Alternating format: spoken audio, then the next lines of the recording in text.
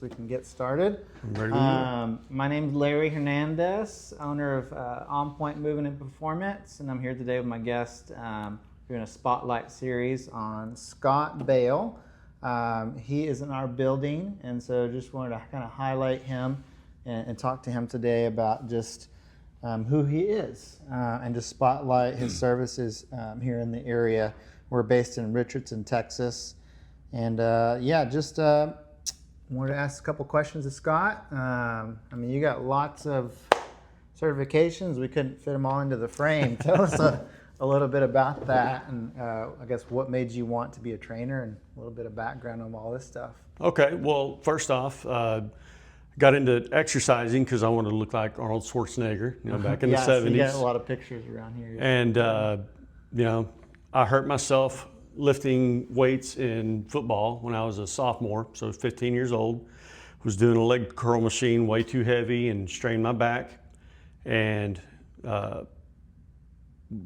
would finish playing through high school baseball predominantly, and never could completely get rid of that strain. I'd be strong in the gym doing front to back movements, but then if I twisted to pick up my pen off a desk, I'd blow my back out, and I never could understand that. So once I realized my playing career was over after high school, I was thinking, well, what am I going to do next? I need to have a plan, and a 9-to-5 job just doesn't do it for me. So I said, okay, well, I'll just go into fitness training and see how what that year goes. was that? That was 1988. Just a few years ago. Yeah. So I got a job at a local gym, and I worked there for 2 years, and but wasn't certified. I was just a fitness instructor, showing people how to use the equipment. Then after 2 years, I left there to work for Gold's Gym in Dallas, and that's when I knew that this is what I'm going to do for the rest of my life. So I got certified in 1995, and at that time, you paid gym fees to use their gyms. You didn't work for the gym. You paid $200 here to Bally's or here to 24 Hour Fitness. And I was paying several different gyms to train just a few people at each one. And I said, well, I'm going to open up my own spot and have them come to me, because the drive time from gym to gym, you couldn't book appointments. So in 1995, I opened up my space off of Hillcrest and 635 right down the street. What year? 1995. And you've been there since, right? I have. I've you moved. Just moved, right? Yeah. Like a month ago? Yep. September 1st was my first official day in here. Yeah. Because of HEB. Yeah. So that worked out great. I'd have people come to me. The only problem was there was no blueprint for private studios back then. There was none. Yeah. So I didn't really know what I was doing. I started off with 250 square feet and quickly realized that wasn't going to be enough. So I expanded 5 times within the time I was in that building, but I topped out at 1,000 square feet, which was good for one-on-one and possible couple training, but nothing really more than that. Yeah. So found out we were getting an HEB in Dallas. I'm like, all right, great. Yeah. And then I found out it was taking my spot. It was taking your whole building. Yeah. So I had to scramble to find something, and some of my mutual clients referred me to Heather to go check out her space, and she has a great space. But the Health Collective, right? Yes. Great place. Yes, Great place, but none of the available rooms fit my needs. Yeah. But she did refer me to you,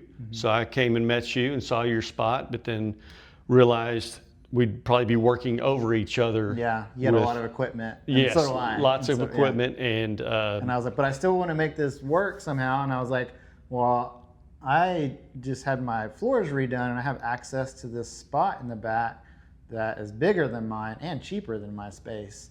And so that's where we're at today. And it's like how big is it? 2,500 square feet. 2,500 square feet. And so you got a nice open, we'll do a little tour here in a second, a little open gym area in the back where he has all his equipment, and we're just right here in the front area. He's got a couple private rooms for some one-on-one stuff.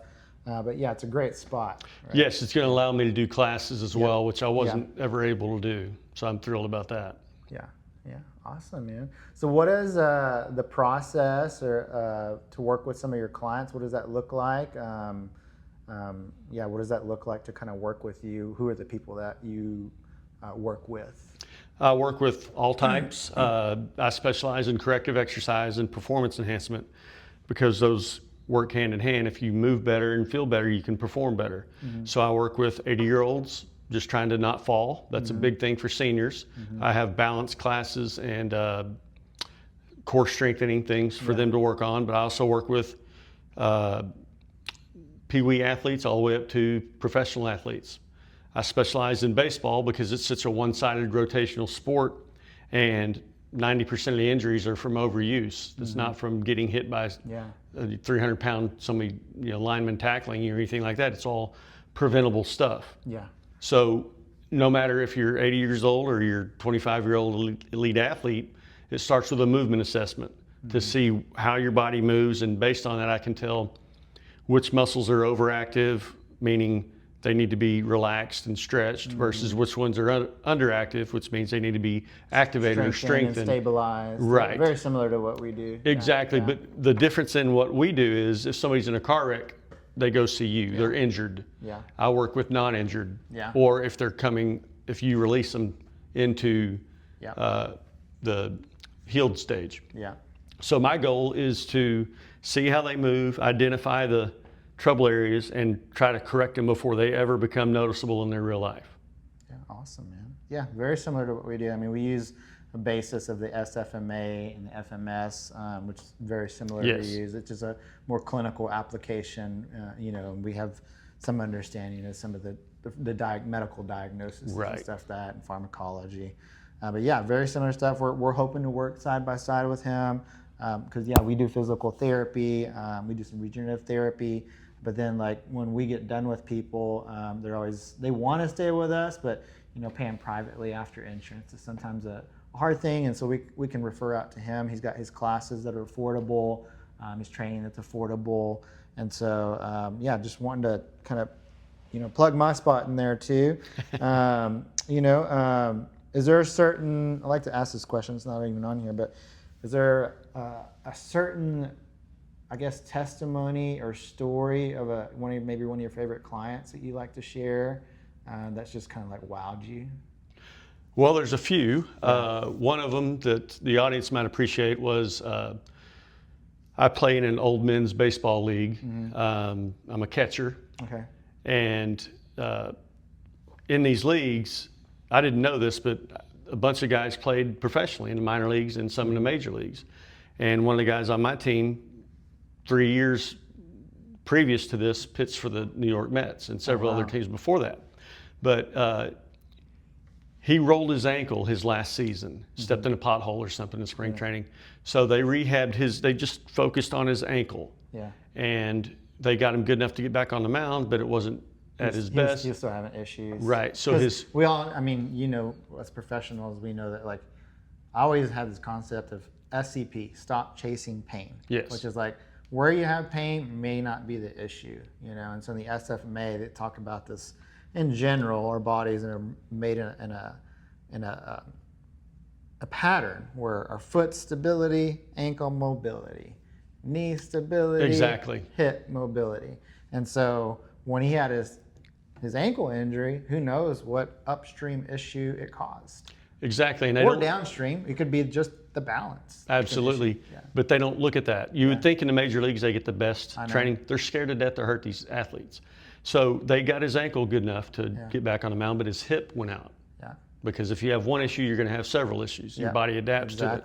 Exactly. So his last game he pitched, he said, okay, I know this is it. I'm going to can. He topped out at 87 miles an hour, which is slow for major leagues. Yeah. It's fast, but slow for major leagues. His previous was 93 miles an hour. That was his ideal. And he lost all the rotation on his ball and everything. So he retired. 3 years later, I met him in these old men's leagues. And I was very interested to meet him, not necessarily being starstruck, but I wanted to know to tell how my system worked compared to what they do. So, And what you'll find, some of these professional teams, they don't have staff like us, Oh, not even close, especially in baseball. Yeah. We can talk all day about that. I've been talking to Richardson, and they've been sending people over to us. Oh, okay, awesome. The soccer players, and they're like, yeah, they don't assess like you guys. No, not even close. So on the team, Yeah. we'd have somebody try to steal second base and they'd pull their hamstring, and just like, I'm like, guys, come in for an assessment. You shouldn't be pulling hamstrings. Yeah. So he's one of them that took me up on it. About 5 of my teammates did, but he's one that took me up on it. And I got to do an assessment with him and show him how to do some corrective stuff to get him to move better, because pitchers do this all the time. Yeah. And a lot of their sports specific stuff have them do more of that stuff, right? Yeah. Where they need the opposite type stuff. Yeah. I didn't train him physically. I just got him to move better. Patterns. Yes. Training Got patterns. him to be able to have that full range of motion again. Yeah. And by the end of that season, he was back up to 93 miles an hour, so 6 miles an hour increase. Wow. His break on his curveball was back. Everything was like elite major league level. His wife wanted him to go back to the big leagues, and he didn't want to, go through all that. But he became the AAA coach for the Mets during COVID, and the minor league system got shut down during COVID. So he sent me 5 of their guys. One of them lived here locally, one came up from Houston, and a few of them were online only, and got to work with them and show them how they're used to going and stepping out on the mound feeling like a 6 out of a 10. And expected to perform a 10 out of a 10. Well, it just doesn't work that way. Yeah. I taught them how to feel at least an 8 out of a 10, and their performance went way up. Yeah. So that is one of the most interesting clients I've had, but I've also had 80-year-olds with arthritis for 50 years that said, I can't do that to my shoulder, it's arthritis. And I just inhibit the muscle with a massage gun, and they're like, haven't been able to do that for 50 years. Yeah. And it's overactive muscles. I mean, yes, she still has arthritis. I can't change that. Yeah. But what there's no test for is overactive muscles unless you do the movement assessment. Yeah. Figure out the movement dysfunction. Right. Because I tell people all the time that your diagnosis does not matter that much. It's a result of your movement dysfunction for years and years.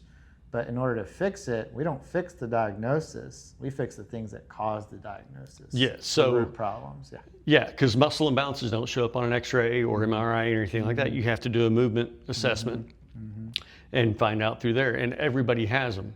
That's why I try to teach them to be the first line of defense of how to prevent that from ever happening again. Yeah. Yeah, our job is to coach them to recognize, show them their problems and help them tell them here's how you address that problem and why, right? I do that a lot. Patients come in and they say, well, I've tried PT before, or I've tried corrective exercise before, and it didn't work for me. And I'm like, well, did they tell you what's wrong? They say, I have a bad knee.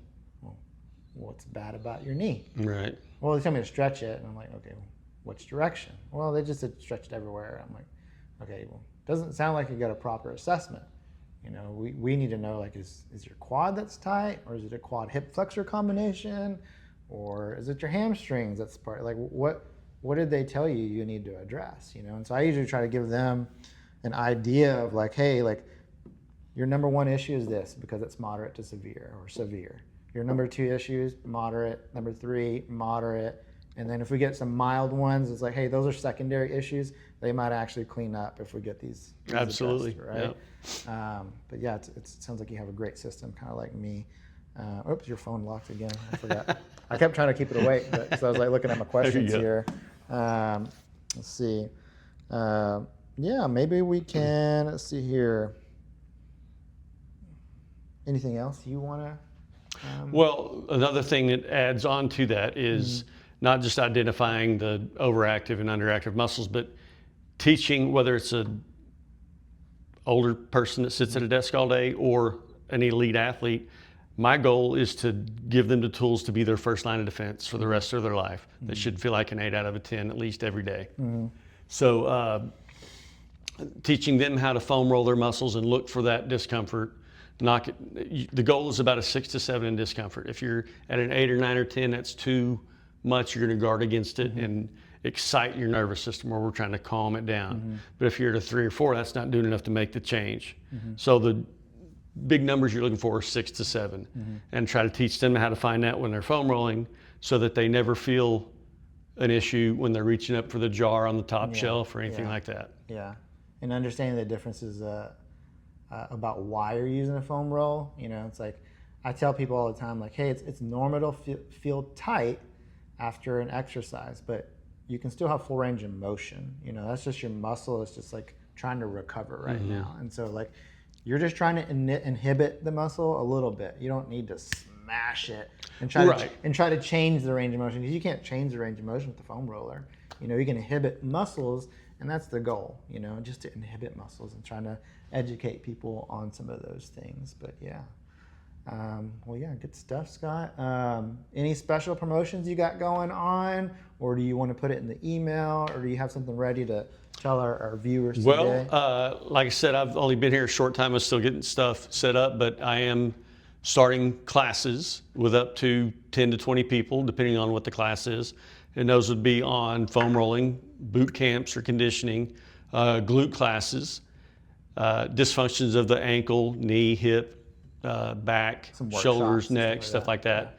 Yeah. So right now, if you sign up for a class, you can get it at $30 per class. And then I will be offering package sessions down the line as well. Awesome.